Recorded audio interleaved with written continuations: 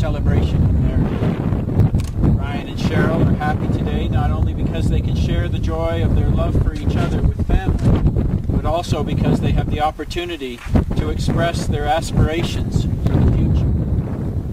Cheryl and Ryan, do you pledge to help each other to develop your hearts and minds, cultivating compassion, generosity, ethics, patience, enthusiasm, concentration, and wisdom as you age and undergo the various ups and downs of life, to transform them into the path of love, compassion, joy,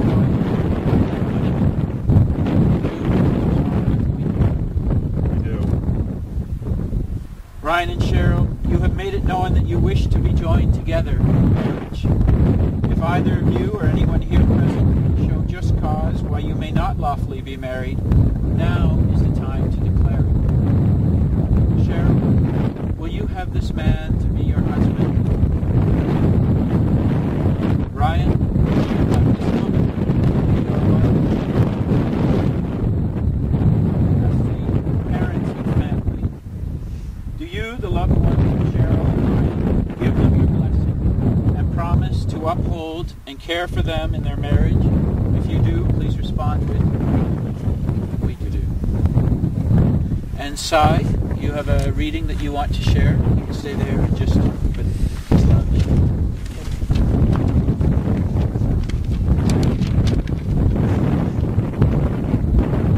Then Almighty spoke again and said, "And what of marriage, Master?" And he answered, saying, "You were born together, and together you shall be forevermore.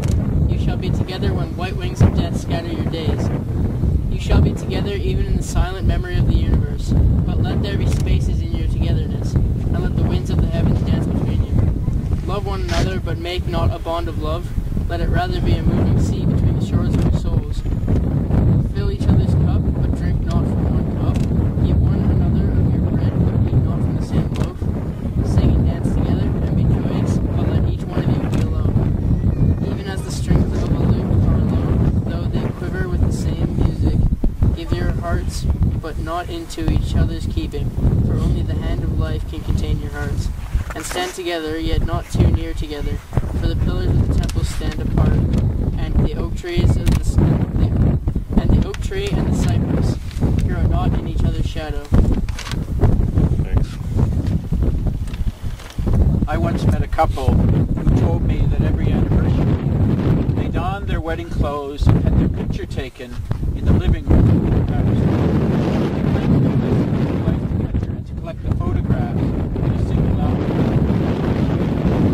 Ryan, stand before your family and friends in your wedding clothes. I am remembering that other couple.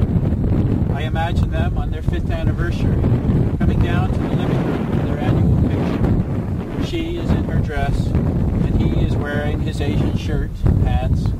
They are waiting for their next-door neighbor who has gone to get some film. The first 4 years, they hired a professional photographer, but this has not been a good year for them financially. The husband has lost his job.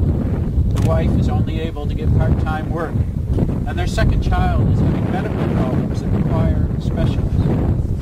Finally, their neighbor arrives. He positions them in front of the fireplace and suggests they hold hands the way they did when they said their vows, the way you, Cheryl and Ryan, will do in a few minutes when you say yours.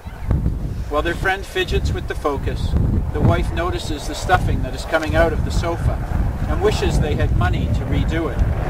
The husband sees their daughter's broken doll and thinks of one he saw in a shop window but could not afford. Flash, that's picture number 1, says their friend. While he steps back for another angle, the wife says to the husband, "Do you remember our vows?" They think a minute and slowly repeat together. The pledge to see all these circumstances as a challenge to help you grow. A challenge. The word moves from the flash of the man's camera and highlights a stack of minutes on the table beneath the phone and the calendar marked with doctor's appointments they cannot afford. A look leaps between them. We promised. The camera flashes again. "That will be a good one," exclaims their friend. Next, I picture the couple 10 years later. Things are much better for them financially. The husband has his own business. The wife went back to school and has found a new path. The colonial love seats by the fireplace have been recovered from chintz. Each of the children has a mountain bike in the garage. But the husband and wife have thrown acid words at each other. The second child, after all those trips to the doctor, is in trouble. Each partner has said to the other, "If you were not so preoccupied with your job and could give some time to the family, things would be different." On their 15th anniversary, they come home and say they are too tired to get into their wedding clothes. Then they remember that the photographer is coming in 20 minutes and has probably already left the studio and charged them no matter what. So they trip back and throw themselves into the musty clothes, discovering that they have to suck in to get into them. The photographer comes in and takes control. "Come on now, hold hands, smile for the camera." While the photographer clicks away, they get lost in a moment. Their vows. Preserve, share it with all beings. To take the loving feeling you have for one another, their potential and inner beauty, as an example rather than spiraling inwards and becoming self-absorbed. To radiate this love outward to all beings. Self-absorbed flashes as brightly as challenged in 10 years before, and again makes me honest. Finally, I picture them close to the anniversary. They do not know whether they will make it to their 50th. He has had 2 heart attacks, and her hands are crooked with arthritis. Their granddaughter, herself engaged, is upstairs bringing down the old clothes. The dress has yellowed, and when the wife comes home, she takes a seat. The husband cannot get the short zipper, but if the picture is from the waist up and he sucks in, it will be all right. He takes his wife's hands, her knuckles swollen and knobby, and out of their faltering body arises in a whisper the sacred pledge.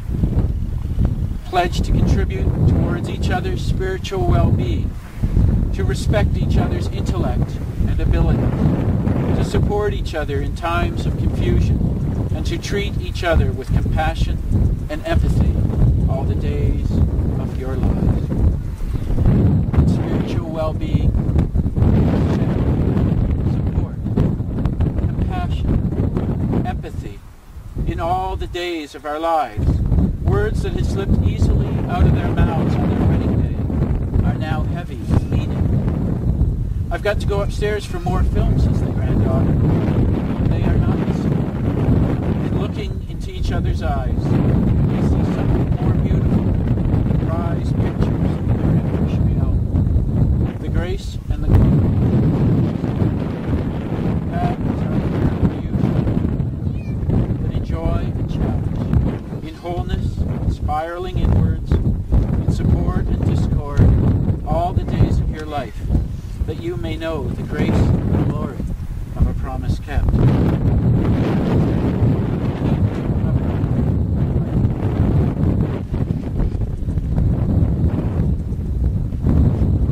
I'd like the 2 of you to return.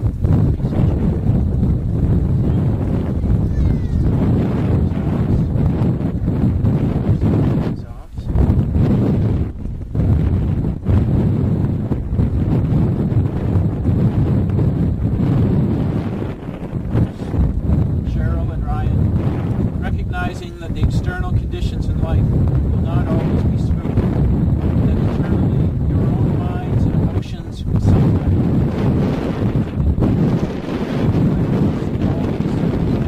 as a challenge to help you grow, to open your hearts, to accept yourselves and each other, and to generate compassion for others who are suffering. Do you pledge to avoid becoming narrow, closed, or opinionated, and to help each other to see various sides of situations?